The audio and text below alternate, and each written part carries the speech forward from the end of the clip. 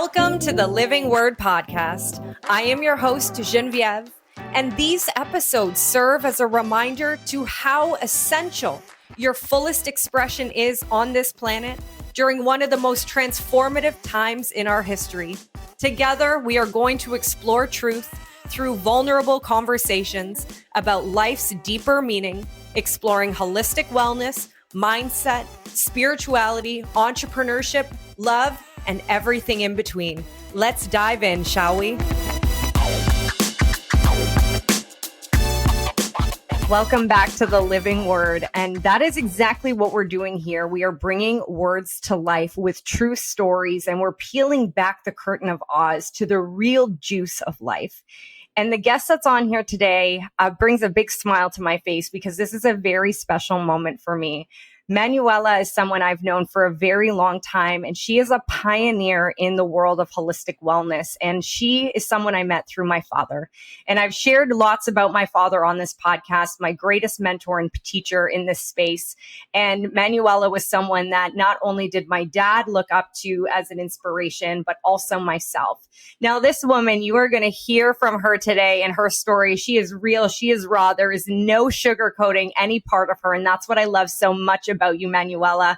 Not only did she live in Germany for over 20 years before immigrating to Canada, but she's also lived in Egypt while traveling the world by foot, by plane, by motorcycle. She does it all. But the professional side of her that I just am so excited to dive into even more is she's a doctor of medical Heilkunst. And I probably said that wrong, but she's run an alternative and integrative health clinic for 20 years, over 20 years. And what I love about Manuela and what you do is that you don't just preach, you lead by example. Everything that you teach your clients, I've had many sessions with you for live blood analysis and so on. You have all the tinctures and things in the back. Your clinic is amazing, but life to you is fluid.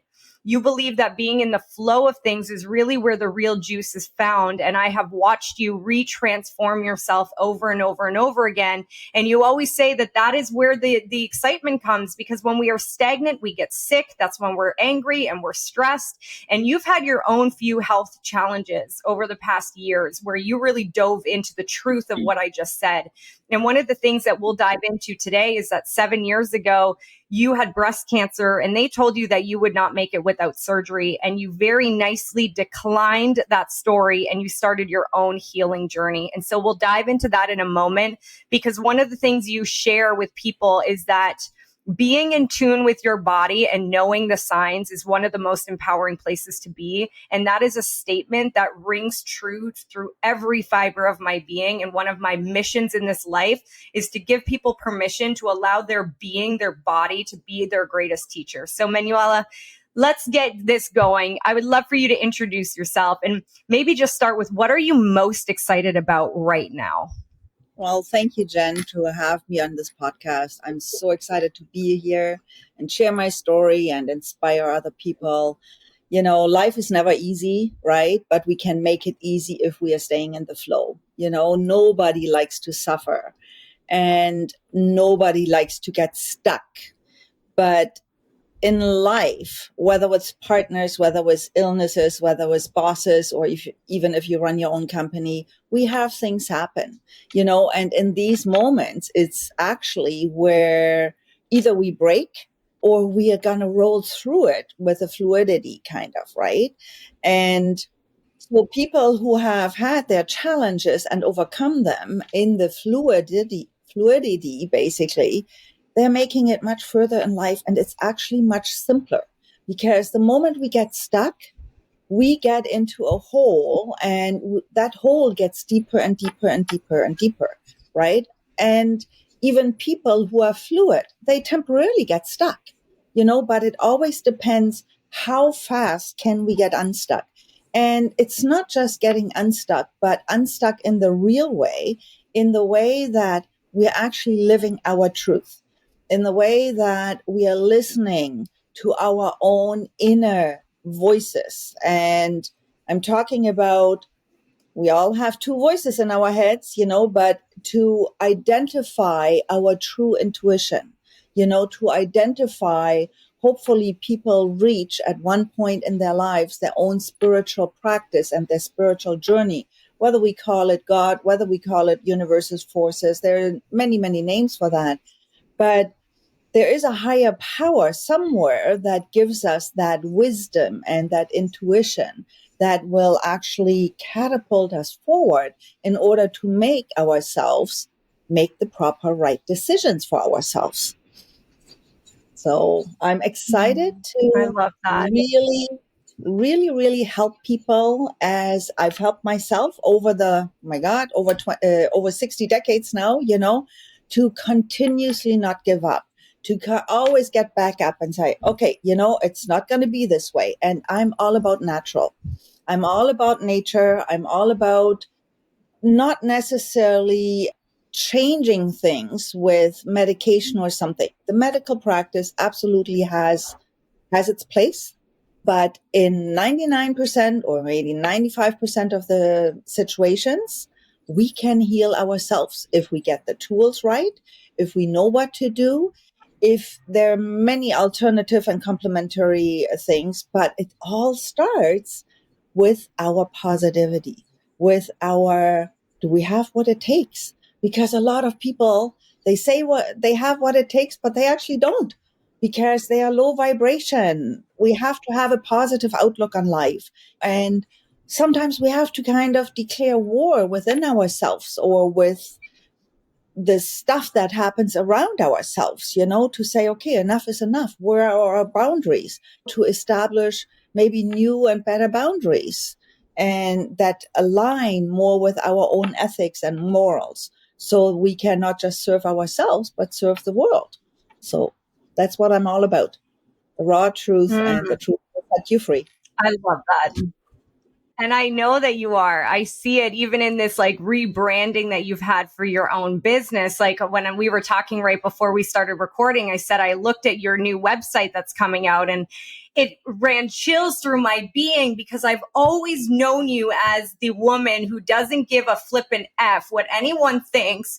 And then I saw this new website and it was the essence of you, this Egyptian goddess, badass motorcycle, like all of the essence of who you are just fully coming out to the world. And you said something, Manuela, just now. You said people often say they have what it takes, but do they really? And I think that that's a really big question. We've seen it even when we went through the process with my dad and his health journey. And, when we can really get in like that into that deep hole that you talked about. And it's very easy to go there because when we are in a state of shock or a state of being the victim, we're feeling hopeless. And it's like we're looking outside of ourselves for that comfort, for that knowledge, for that knowing. And it can get really easy to get into that hole. And that's why it's so important for people to have access to resources and people like you who have been there and done it before. Because like you always say, it's not going to be easy, but it's so rewarding.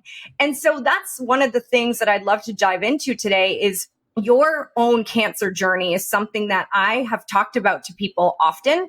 It's something that your story is one that stays in the back of my mind, even during my own healing journey, because you are proof that it works. And you did a very unconventional journey. And I remember sitting at your place. By the way, Manuela's lived off grid longer than most people have ever known off grid living existed. And I've been to your place and we were sitting there talking about it.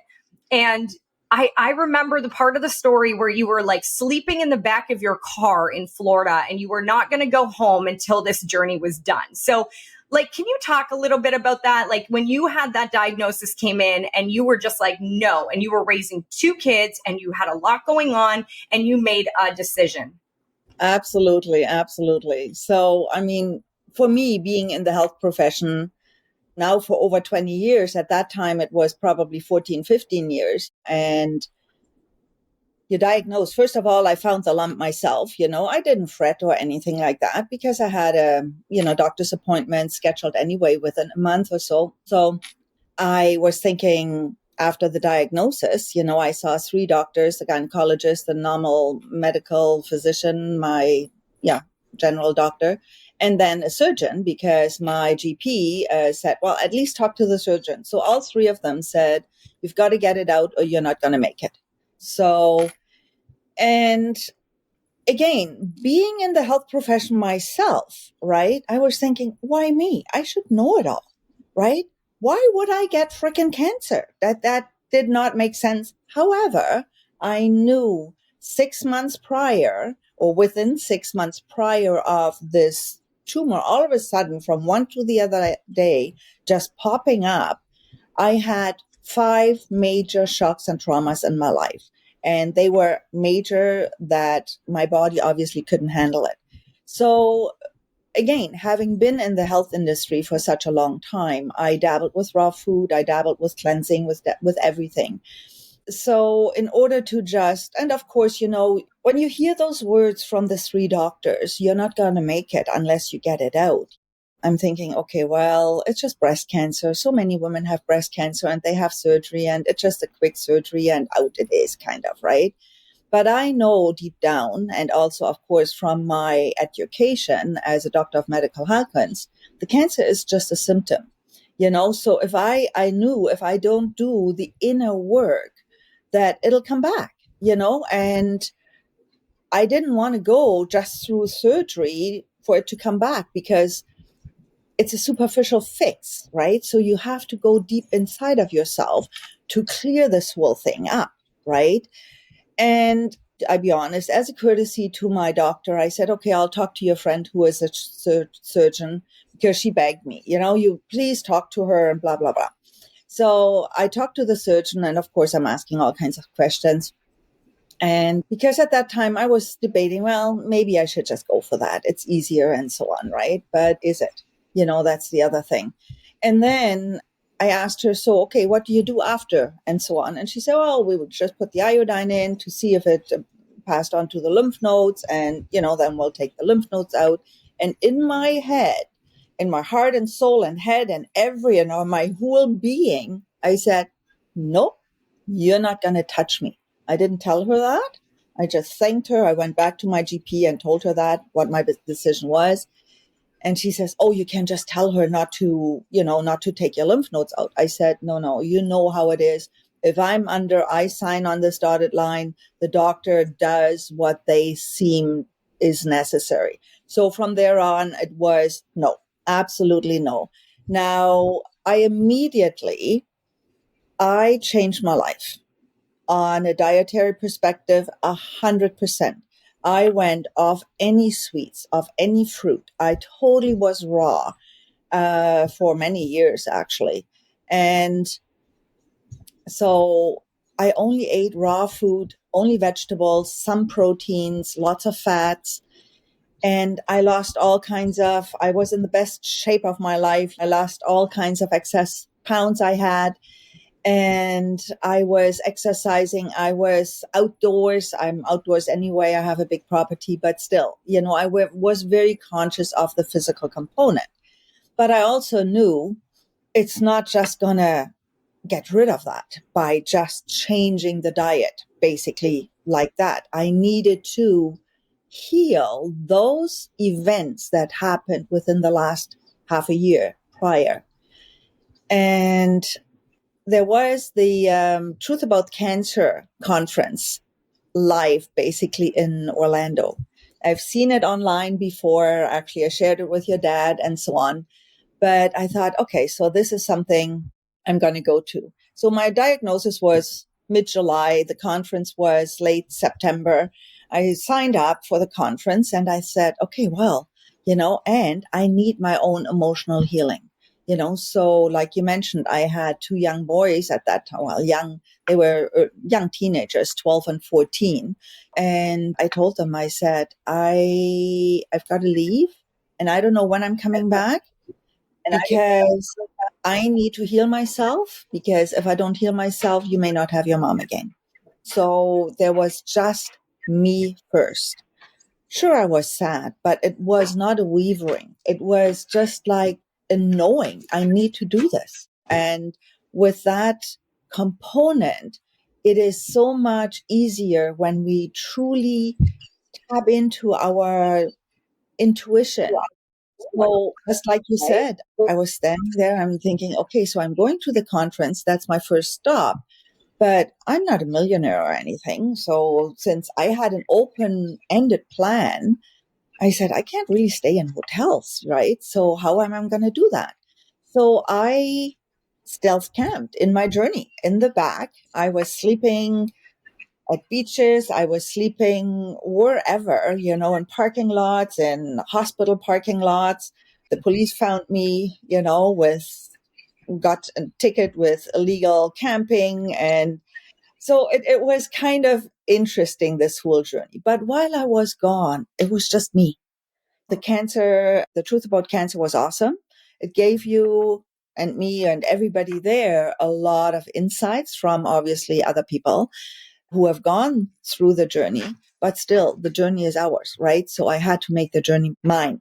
And I had to go through a lot of emotional healing with all the things that happened that half year before. So I remember one pivotal moment was for me where I was sitting in Daytona Beach at one of the beaches, and I was doing my bliss session that I've started after as well to do with patients and so on, to really process this grieving. I always say, and you may have heard it, but for sure all my patients have heard it, you've got to get into the bee's nest and see if it still stings. And if it still stings, you're not done with things. You're still triggered, right? So as I'm sitting on the beach there, I almost had an out of body experience. I was sitting there people were around. It wasn't busy, but people were around.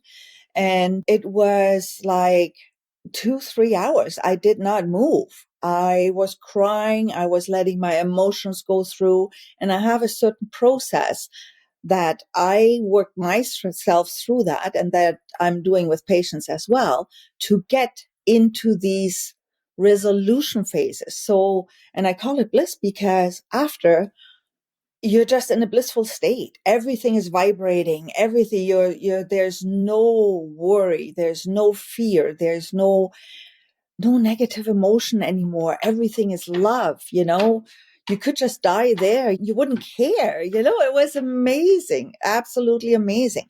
And that's the other thing as well. Some people, when they have diseases, or even cancer, they try to keep everything very, very positive. And to me, that's a fake. As much as I'm all about high vibration and positivity, but you know what? You need to freaking hate your cancer. You need to hate the issue that brought on this cancer, that some people call it karmic connections or whatever. You have to have this capability of polarity. It's a functional polarity and duality that eventually gets you through that. So long story short, I actually had planned to, while going through Florida, it was actually the year of the hurricane, so I didn't make it to Key West because it was all destroyed. But my idea was I'm going to travel to California, and heal and have a look at the States, kind of, and I would just go wherever I'm pulled. But then, unfortunately, at Ponds Inland, I got busted by the police. And so I was red flagged. And they say, if we ever find you again, you're going to spend a night in jail. So that took a little different, it was kind of interesting. And so many opportunities. I met so many people. I met a biker who invited me to stay with him for Daytona Bike Week, Biketoberfest. And he had an extra Harley. It was like I was in this big room with all veils. And for a split second, something was like the silver platter came out and gave me an opportunity. And if I wouldn't grab it, it would go back, kind of, right? So I grabbed every opportunity. It was an amazing trip. It was an amazing healing trip. However, after I came back and after this all emotional healing, my cancer tripled in size. Okay. So I have studied German New Medicine, and German New Medicine says there are 2 phases to cancer or to a tumor. There's a resolution phase and there is a progression phase. And even though I've studied it, and I knew this was a resolution phase, it's kind of, you know what? My cancer is tripled in size. So do I really want to live with that or not? And then part of one of the biggest shocks and traumas was my mom and my parents, that I told them I'll never visit them again. And so I reconciled with my mom. Then I even invited her to go with me to Egypt for her 80th birthday. And that was the best ever. So to see her totally away from my dad, we had created a totally different bond we never had before, ever. We were never close. Let's put it that way. And then I came back from Egypt, and I have a good friend of mine, and he says, "So it's still in you?" I said, "Yeah." "So what are you going to do about it?" I said, "Well, I have done a lot over the last 9 months. I've changed my diet. I've been so clean. I've done enema, cleansing, I was clean inside out, right? And I've cleared all my relationships up." He says, "But it's still in you." And then he left. And I thought, yeah, you know what? He has a point. And that's when I really, because until that time, you're thinking, okay, can I live with a cancer? I know it's not really going to kill me, but you're wavering kind of, because you're still finding your way. And I've done so much. I've done the physical component. I've done the emotional healing. I've done the cleansing. I've done everything. And then I thought, no, he is right. It needs to come out. So there was this pivotal moment, the other pivotal moment, basically, where I just said, okay, by the end of the year, this was early February, by the end of the year, it's either you or me, either the cancer won or I'm winning. So I declared war. So I didn't know really where to start. I mean, I've been treating cancer patients, sometimes successful, sometimes not. And cannabis oil works for some, but they don't work for others. So it's a really intuitive thing. And I have a lot of experience and knowledge about what to do about cancer or against cancer and so on. But until that time, I thought I applied it all. I didn't go to the cannabis yet and so on. But I thought, okay, I'm backtracking. So by the end of the year, it's going to be gone. So if it's not gone by September, October, I said, I'm going to do this. If it's not gone by June, I'm going to do this. So I created stages kind of, right? And because the September, October stuff was something I would have never looked forward to, but I would have needed help. So I asked some girlfriends if they would look after me at that time. And they said yes, but they were praying not to because they were scared shitless. Right? But anyway, then I said, okay, what do I start off with? Right. So I came up with 5 things. Well, the first thing was really the war against cancer. Okay. So that was a real legitimate thing. You can't just be lying back and loving life because the cancer is eating you up. You have to declare war if you want to go anywhere. Even war within yourself, war against the tumor, war against whatever, how you used to be, whatever. So again, thank God I've had it in me and always had it in me after job losses and so on. Get up and say, okay, enough of this bullshit. I'm going to do this, and listen to my inner intuition. So I did 5 things or 4 other things. And 18 days later, my cancer was gone 90%.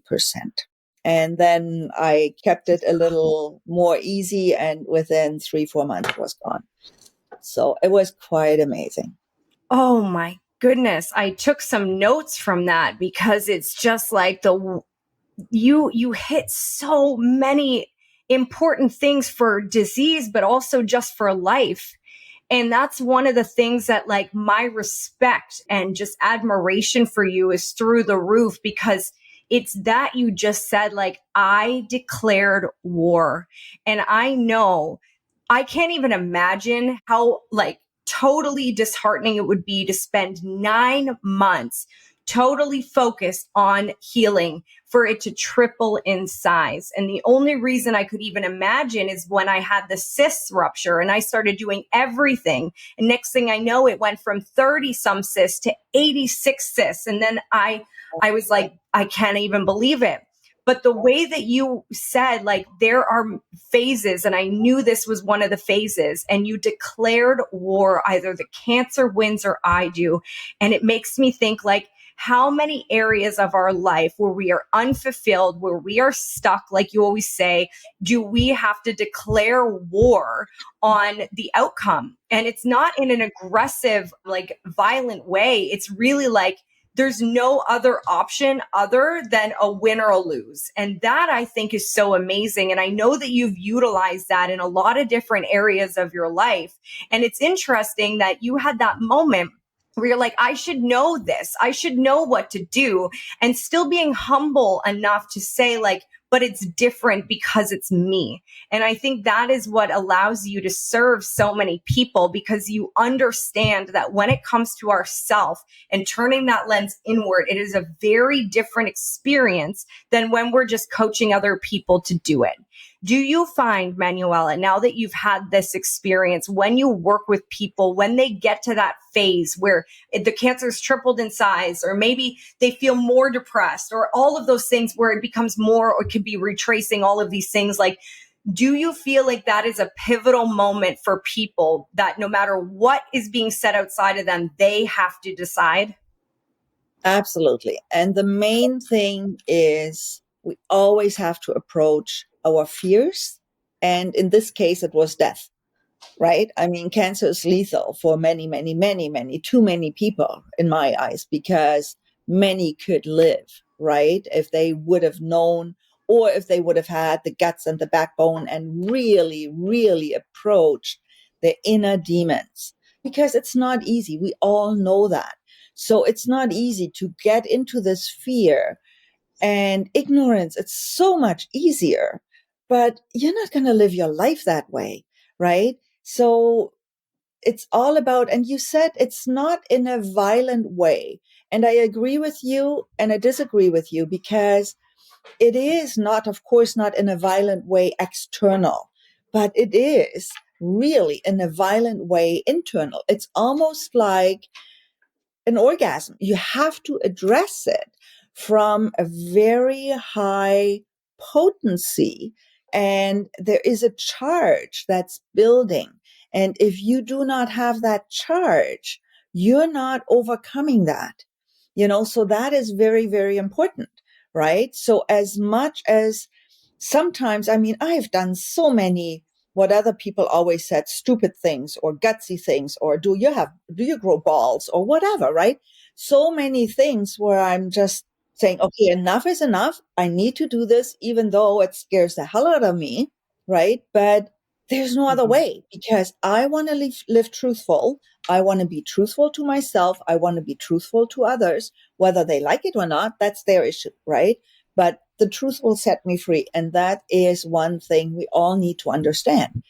And if people, I'm here to help people in any situation, not just in cancer or in other health things, but if they're stuck in life, in their job or in their business, running their business, to guide them and to mentor them and to coach them, right? Because you're right. It has this, it's this functional polarity between this love, but also between this, force that pushes us forward. And actually, deep down, it is a desire function. It is the love force that pushes us forward.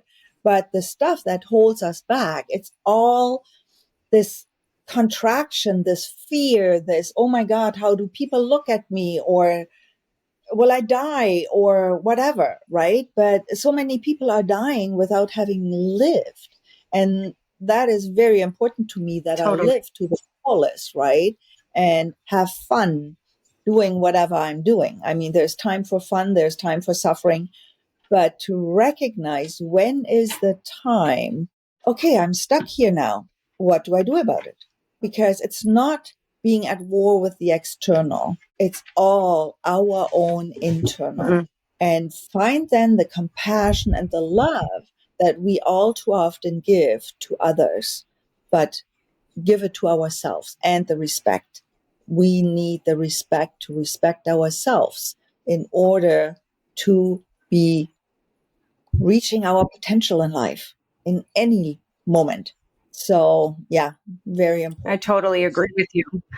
And I agree that it's in every aspect of life. Like, how many times do we, I think the most difficult things sometimes about being a mentor or a coach, and I know you agree, is when we see, it's so easy to see the potential in other people. It's so easy to see the gifts in other people. But like you said, when we have to turn it around on ourselves, it's just like, whoa. But there's this point, and I actually think, like what you said about it, like, I declare war, that's in other areas of our life. Like, even for us right now, like, we just jumped off a ledge and walked away from an income and a business. And it was like, you have to be okay being super uncomfortable, because the comfort is where we get deeper into that hole, right? Like that instant satisfaction, that like forgetting what's actually happening right now, like you said, getting away from the truth. And when we jump off that cliff, whether it's for our health, whether it's for our business, whether it's for love, whether it's for anything, there's a moment in time where you are floating in the air. And then there's a point where you are just like driving through the air. And it is so scary when you jump off that cliff. Yet that is truly where everything in life becomes so incredible.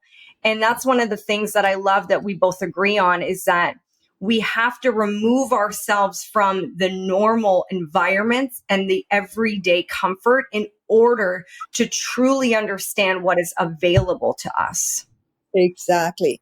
And you mentioned as well, when you talked about it, what comes up is as well, a lot of people just say, oh, it's all fate, good for you, and whatever, right? When I left Germany and came over here, some family members say, oh, good for you, you were lucky. And I was upset. I was, insulted, because you know what? There was nothing luck about it. We all have the same brain. We all have the same bronze. We can reach, everybody who wants to reach it can reach it. There's no such thing as luck. If you're determined, you can go wherever you want to go, but you have to have a clear vision. And just like you say, when you are in this free fall, because you don't know which way is up, you don't know what's coming, and all you have is knowing yourself, trusting yourself, and having faith. And that brings chills right through me right now. Having faith and trusting yourself is the one thing that we have to have in order to develop our own intuition. Like I mentioned earlier, we have multiple, voices in our heads, from upbringing, karmic stuff, and from our own experiences that have shaped us, right? So it's, of course, oh, don't do this, that could hurt, or don't do this, they could laugh at you, or whatever it might be, right? And we have to overcome those. Those are not us. Those are society created situations and scenarios that have imprinted into our being to keep us locked down from reaching our potential. So only when we say, okay, I recognize you right now, you take a hike. That's literally what I do in my own head sometimes. I say, okay, I know you're there, just take a hike, and then what I refer to my conversations with God, right? And sometimes, I get this intuition, and funny enough, I'm making major decisions in a split seconds. Major. The best ever major decisions is a split second. And sometimes I get that intuition and I'm thinking, really, God? Really? Really? You want me to do that? That's crazy. You know that, right? But I said, I'll do it. But you know what? It's whatever, right? So that's what's going on in my mind, right? And it's kind of interesting. I've developed those conversations with God over the last 10, 20 years or something like that. And I'll be honest, I wasn't really brought up in a spiritual sense at all. But the birth of my first son, made me understand that, you know what? We are not in charge. We are not in charge, because he was born, but he almost didn't make it. He was on life support for over 10 days and all that stuff. And when that hit me, and I tried to get pregnant for over 7 years, it never worked. So when that hit me to say, really, I'm pregnant and now you're taking him from me, I was thinking, I'm not in charge of anything, of nothing, nada. So that event changed my life in a spiritual perspective to truly know there's so much beyond us. The more I know, the more I now know, the more I don't know, actually. Where when I was younger, I thought I knew it all. And I was a go-getter. I'm still a go-getter, but a little more gentler. I don't need to hurt myself or hurt others in order to go and get what I want. So again, attack your fears, give your false ego a hike, and listen to your intuition. And some people need to have help with identifying those things because it's all in such a big ball that they don't really know who is what.